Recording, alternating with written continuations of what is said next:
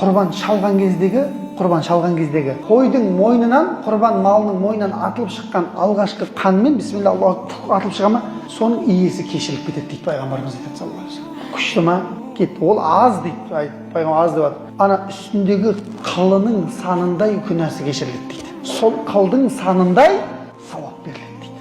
Ал есепте ана ол қой болса бар ғой, вообще бұттасып атады бір-біріне бүйтіп, ана жүндерін сани алмайсың ше. Соншалықты сауап беріледі дейді. Жаңағы құрбан шалған кісінің иесіне дейді. Ол құрбан малы, еще қандай болу керек дейді? Әдемі мал болу керек дейді. Құдайға келген кезде бар ғой, бүйтіп ақшаларын, брат, арзандау қой бар ма дейді.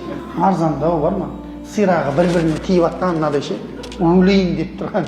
Өйткені құдайға ол болады, құдайға. Главное шалып жіберсек болды. Алла сіздің мына жағыңыздағын біледі ағайындар. Алла сіздің мына жеріңізде сіз мал алам дегеннен бастап, ақша жинағаннан бастап Алла біледі сізді. Қандай мақсатта, қандай қойды, малды алайын деп жатқаныңызды Алла біліп қояды ғой. Сол мына жерді тексеру үшін екен ғой Алла тағала құрбандықты уәжіп қылған.